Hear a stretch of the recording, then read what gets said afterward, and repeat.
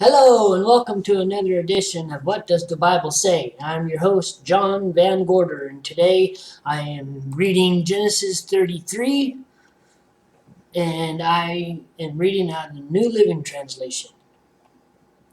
Jacob and Esau make peace. Verse 1. Then Jacob looked up and saw Esau coming with his 400 men. So he divided the children among Leah, Rachel, and his 2 servant wives. He put the servant wives and their children at the front, Leah and her children next, and Rachel and Joseph last. Then Jacob went on ahead. As he approached his brother, he bowed to the ground 7 times before him. Then Esau ran to meet him and embraced him, threw his arms around his neck, and kissed him, and they both wept. Then Esau looked at the women and children and asked, "Who are these people with you?" "These are the children God has graciously given to me, your servant," Jacob replied. Then the servant wives came forward and their children and bowed before him. Next came Leah and her children, and they bowed before him. Finally, Joseph and Rachel came forward and bowed before him. "And what were all the flocks and herds I met as I came?" Esau asked. Jacob replied, "They are a gift, my lord, to ensure your friendship." "My brother, I have plenty," Esau answered. "Keep what you have for yourself."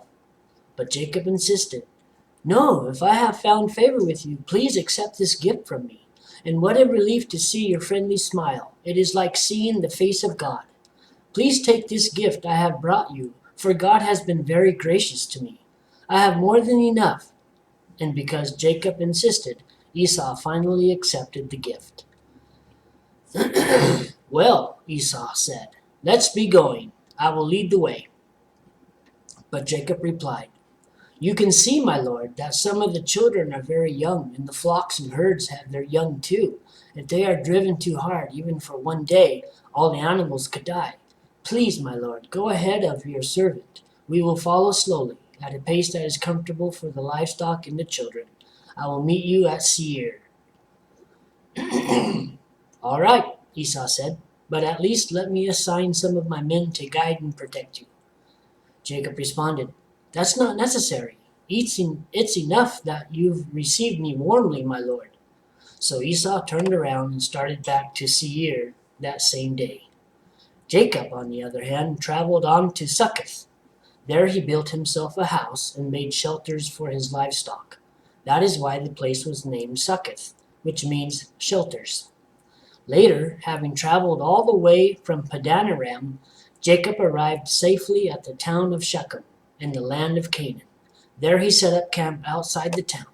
Jacob bought the plot of land where he camped from the family of Hamor, the father of Shechem, for 100 pieces of silver.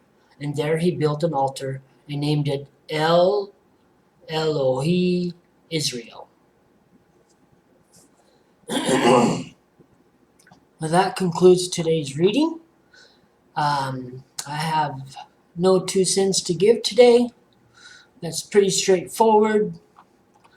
And thanks for tuning in. Don't forget to like and subscribe.